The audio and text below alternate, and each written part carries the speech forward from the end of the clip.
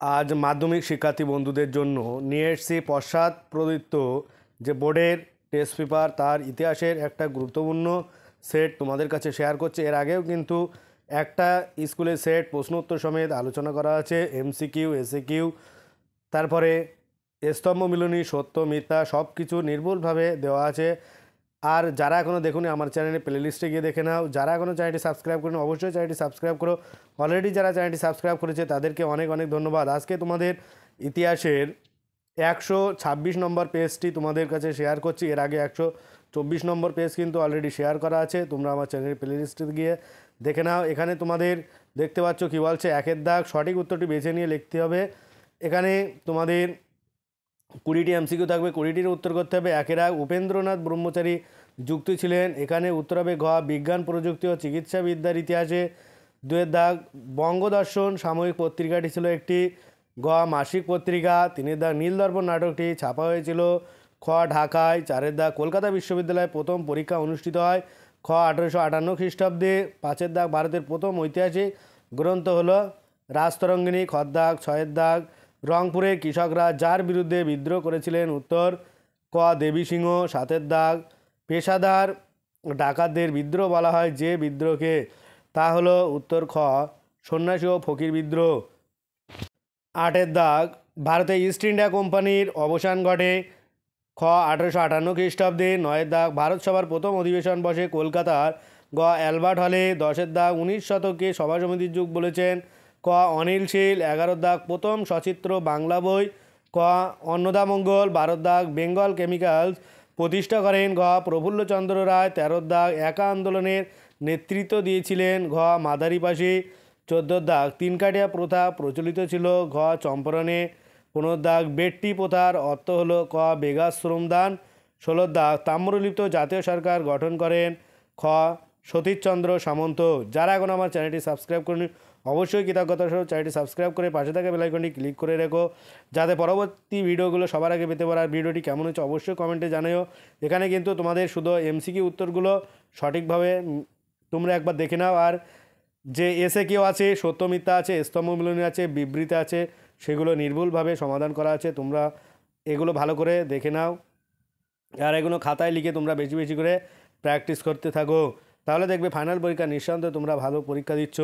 আর এখান থেকেই কিন্তু তোমাদের একাধিক প্রশ্নপত্র কমন আসতে চলেছে 2025 সালের ফাইনাল পরীক্ষায়। 17 দাগ সাম্প্রদায়িক বাটোয়ারা নীতি ঘোষণা করেন এখানে ঘ রামসে ম্যাকডোনাল্ড। তারপরে 18 দাগ চট্টগ্রাম অস্ত্রগার লুণ্ঠনের নায়ক ছিলেন গ সূর্য সেন। 19 দাগ দেশীয় রাজ্য ছিল না, এখানে ক বোম্বে।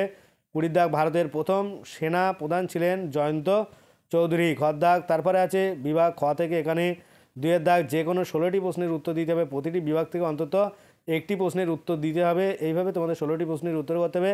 এখানে উপবিভাগ 2 দাগ কী বলছে, 2-1 একটি বাক্যে উত্তর দিতে হবে। এখানে 1 দাগ আছে নবান্ন নাটকটি কার লেখা, উত্তর বিজন ভট্টাচার্যের লেখা। 2 দাগ মায়ের দেওয়া মোটা কাড়ি কাপড় গানটির রচয়িতাকে, উত্তর হবে রজনীকান্ত সেন। তারপর 3 দাগ বীরাষ্টমী ব্রত পালন অনুষ্ঠানের সূচনা কে করেন, উত্তর সরলা দেবী চৌধুরানী। 4 দাগ সত্যানন্দ কোন গ্রন্থের চরিত্র, এখানে আনন্দমঠ উপন্যাসের চরিত্র। তারপরে উপবিভাগ 2 থেকে ঠিক বা ভুল নির্ণয় করতে হবে। এখানে 1 দাগ রংপুর বিদ্রোহের নেতা ছিলেন সিধু, এটা ভুল, উত্তর দেবী, এখানে ভুল এটা। তারপরে তোমাদের 2 দাগ ইউএন রয় অ্যান্ড সন্স প্রতিষ্ঠা করেন রাজা রামমোহন রায়, এটা ভুল।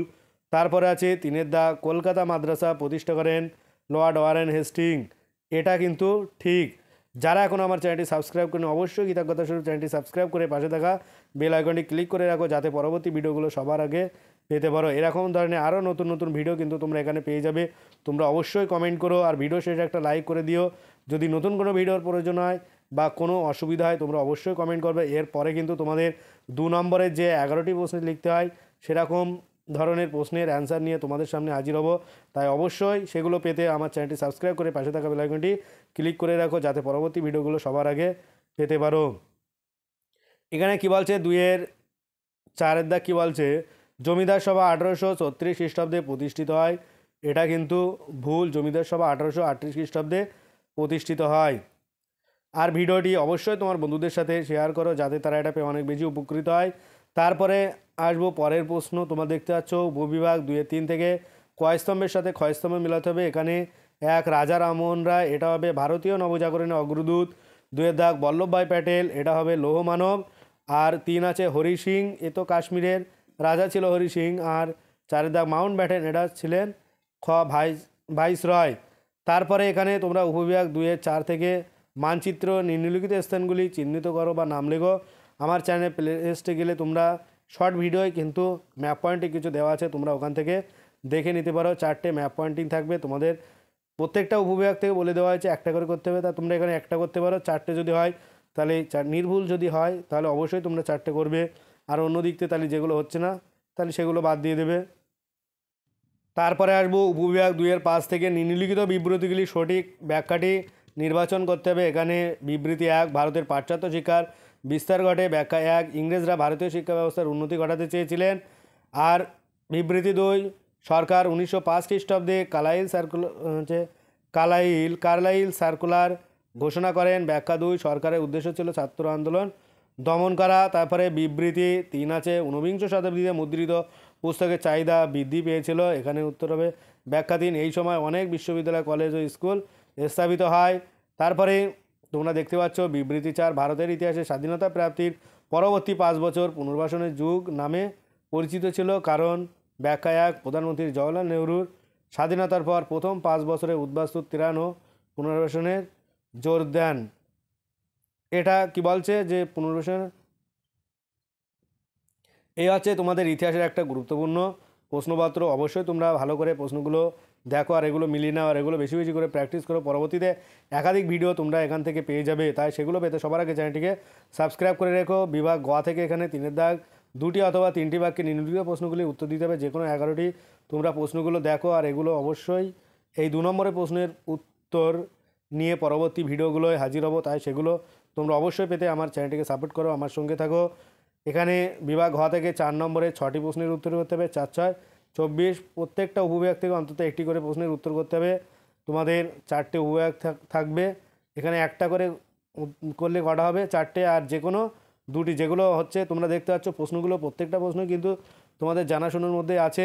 তোমরা আমার চ্যানেলের প্লে লিস্টে সাজেশান দেখলে ইতিহাসের, সেখান থেকে কিন্তু অধিকাংশ প্রশ্ন তোমরা কমন পেয়ে যাবে। তাই অবশ্যই তোমরা আমার চ্যানেলের প্লে লিস্টে গিয়ে তোমরা সাজেশানগুলো দেখে নাও।